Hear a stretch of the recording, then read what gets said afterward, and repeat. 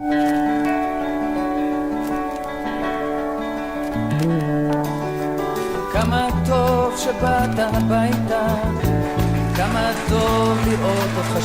ont relevé le défi de l'Alia. Studio Kalita vous raconte leur histoire. Alia Story, c'est vous, c'est nous. Salut à tous, bienvenue. Aujourd'hui, j'ai le plaisir d'accueillir Dvorah Khan. Bonjour Dvorah. Bonjour. On est ravis de vous recevoir. Voilà, une Alia Story un peu spéciale parce que ça fait longtemps que vous êtes là. Voilà, vous êtes arrivé en 1975, je crois. Plus de 40 ans. Et vous avez fait un choix intéressant, en tout cas particulier, parce que tout le monde ne fait pas ce choix-là. Vous avez passé la majorité de votre vie en kibbutz. Absolument. Et vous y êtes toujours d'ailleurs. Tout à fait. Voilà, kibbutz Enanativ près de Beth Shean. Alors, vous êtes venue toute jeune en fait en 1975. Juste après mon bac. Oui. Voilà. Et qu'est-ce qui vous a poussé à venir en Israël ? Vraiment le sionisme. J'ai grandi dans une maison sioniste, dont j'ai étudié à l'école Lucien de Hirsch, après l'école Yavneh, où on en parlait tout le temps d'Israël. Donc à Paris. Voilà, et donc c'était pour moi normal. J'ai fait mon bac et je suis venue. Et qu'est-ce que vous avez fait alors quand vous êtes arrivée ? Alors la première année, j'étais dans ce qu'on appelle aujourd'hui une midrasha. À l'époque, c'était une michlala, la michlala à Jérusalem, donc une école religieuse pour jeunes filles. J'étais dans une section avec des Américaines. Nous étions 3 Françaises, 3 amies. Nous sommes venues ensemble. Et voilà. Et on a appris l'hébreu sur le tas et sans ulpan. Et ça a changé, j'imagine, l'Israël de 1975 et l'Israël Absolument. d'aujourd'hui. Ça n'a plus rien à voir. Non, c'était vraiment autre chose. Ouais. De quel point de vue ? Aujourd'hui, on est une société de consommation à outrance. C'était vraiment un petit village. Jérusalem est un petit village. Oui, et même tout Israël. Je me rappelle l'état des bus, le marché, les magasins. C'était vraiment, pour moi, retourner presque 20 ans en arrière, en 75. C'était communautaire, c'était une petite ville. Tout le monde connaissait tout le monde presque. C'est pas du tout... Pas du tout le cas aujourd'hui. Mais je ne regrette pas. Rien. Alors, vous continuez votre existence après la Michlala. Vous allez étudier, j'imagine. Voilà. Je suis allée à l'Université hébraïque de Jérusalem. J'ai fait une licence d'histoire juive et d'histoire générale, une Teudat Torah, pour enseigner. Et ça, c'était donc en 75 à 78, 19. En 79, je me suis mariée. Et après, c'était Alon Shvut, c'était une Jérusalem. Alors, il faut dire que vous êtes mariée avec un personnage connu de la communauté juive francophone, puisque vous êtes la femme du Rav Khan Zichrono Livracha. Tout à fait. Voilà. Donc, alors, le Rav Khan était un personnage très connu. Il a été chaliard d'Ubnei. Il a été aussi inspecteur des écoles juives en France, où il avait une mission avec l'agent juive. Mais vous avez quand même fait un pas qui a changé votre vie. Vous êtes parti vivre au kibbutz. Voilà. Alors, dans ces années-là, ça devait être quand même folklore, j'imagine. Tout à fait. C'était un kibbutz à l'ancienne. Donc, nous sommes arrivés au kibbutz Ein Hatziv en 1986. Donc il y a plus de 30 ans. Un kibbutz tout à fait très rigoureux, comme étaient les kibbutzim. Et la vérité, jusqu'à aujourd'hui, ça n'a pas encore énormément changé chez nous. C'est en train de changer. Nous sommes en processus. Beaucoup, mais pas chez vous. On est en train de changer. On est en train de changer, mais pas encore. C'est-à-dire que personne n'a de salaire. Personne n'a de salaire. Nous recevons, chaque famille reçoit à la fin du mois ce qu'on appelle un tactif, c'est-à-dire une allocation, on va dire. Donc ça marche exactement comme à l'époque lorsque vous êtes arrivé dans les années 80. Quoi. Pratiquement. Alors racontez-nous, parce que ça nous intéresse. C'est rare aujourd'hui des kibbutz qui fonctionnent comme ça. Il faut être très idéaliste pour vivre dans un kibbutz à l'ancienne. Donc, comment ça se passe ? C'est basé sur le slogan « Chacun donne ce qu'il peut et reçoit ce dont il a besoin ». Donc les gens travaillent à l'époque, maintenant il n'y a plus. Il y avait même un sadran avoda, quelqu'un qui vous disait où aller travailler. C'est pas nécessairement qu'on allait travailler avec les qualifications qu'on avait. Par exemple, quelqu'un qui venait avec un diplôme d'avocate, elle pouvait se retrouver au jardin d'enfants, à la laverie, à la cuisine, au moins au début, d'accord, au début pour connaître le kibbutz, pour se faire connaître. Après, on pouvait aller travailler en dehors, mais c'est vrai on nous disait où aller travailler. Donc on habitait au kibbutz, on travaillait au kibbutz. Pratiquement tout le monde allait travailler au kibbutz. Aujourd'hui, encore une fois, ça a changé. Et il y a ce qu'on appelle, en plus, par exemple, quelqu'un pouvait très bien travailler à l'usine pendant des années. Et puis, il devait faire 3 mois de shtifat kelim. 3 mois, il devait aller laver la vaisselle à la cuisine. Voilà, c'était comme ça que ça marchait. On prenait les gens pour les besoins de la cause. Et il y a encore, moi, je suis venue en 75, alors que le kibbutz, il date de 46. Et déjà, il y avait des changements. C'est vraiment idéaliste. C'est un kibbutz religieux ou pas du tout? Oui, bien sûr, un kibbutz religieux. Et j'avoue, ma foi, que... Donc on prend les repas encore en communauté, dans la salle à manger. À midi, il y a les repas en commun à midi uniquement, et le vendredi soir. Il n'y a pas le matin, il n'y a plus le soir, il n'y a plus le Shabbat, que le vendredi soir. Oui. Le vendredi soir, tout le monde ensemble. Oui. Et moi, je suis donc venue en 86, mais dans les années 80, au début des années 80, les enfants n'habitaient pas à la maison. Il y avait donc des maisons d'enfants. Dans les années 80, ça a disparu. Et moi, quand je suis venue en 86, ça n'existait plus. Donc, on pouvait habiter avec ses enfants quand même à la maison, mais on ne recevait toujours pas de salaire.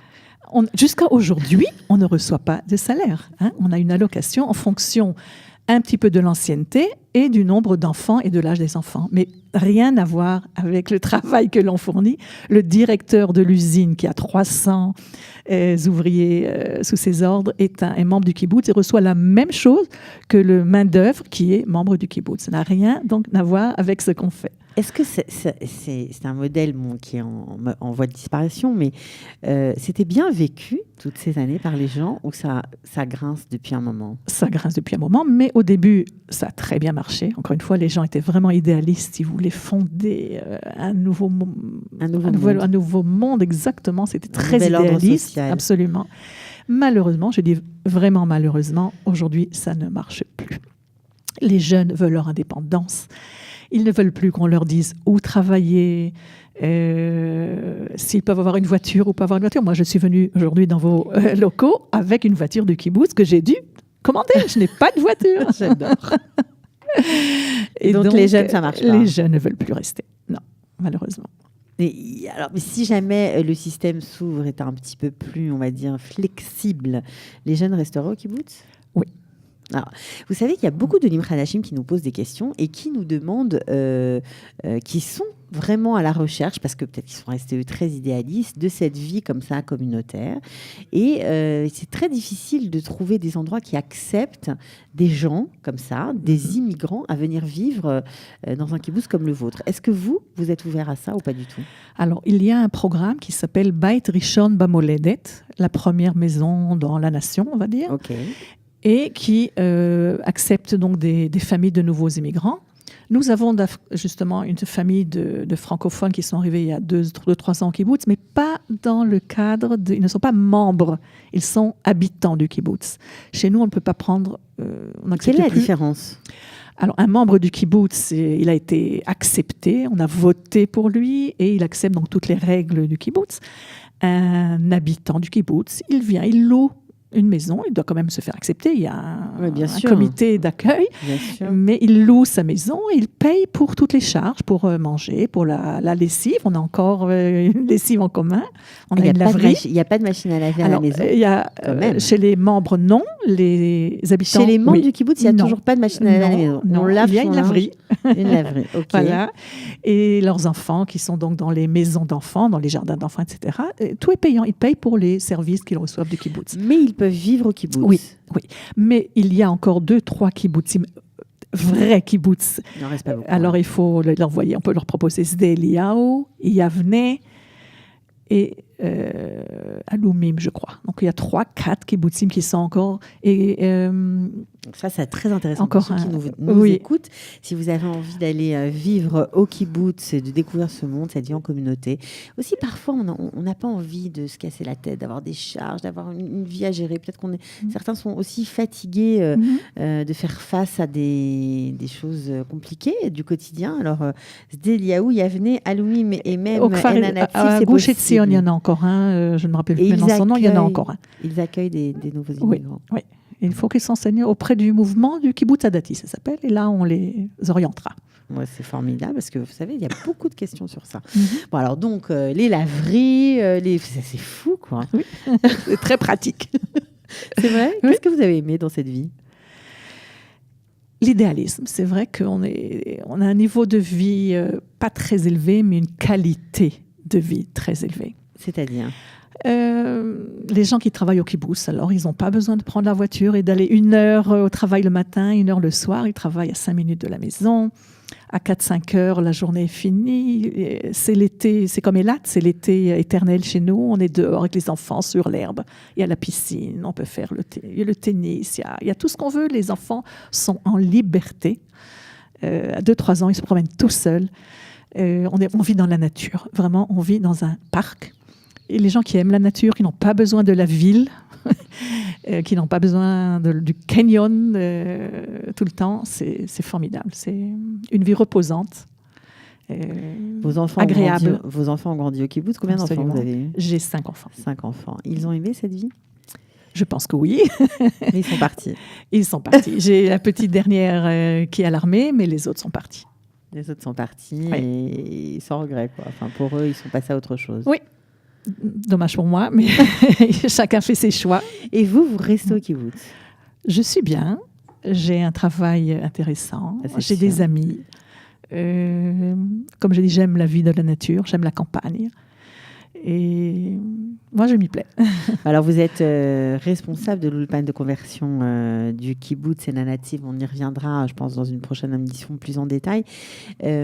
Alors, qu'est-ce qui est en train de changer? Parce que, bon, je vous ai sur le kibbutz, je ne vous lâche pas parce que c'est intéressant d'avoir un témoignage en français, qui plus est. Alors, qu'est-ce qui est en train de changer? On est en train de vérifier est-ce que la majorité des gens du kibbutz sont prêts à changer du tout au tout et à ce qu'on appelle en hébreu la afrata, et justement à recevoir un salaire et en contrepartie de leur travail.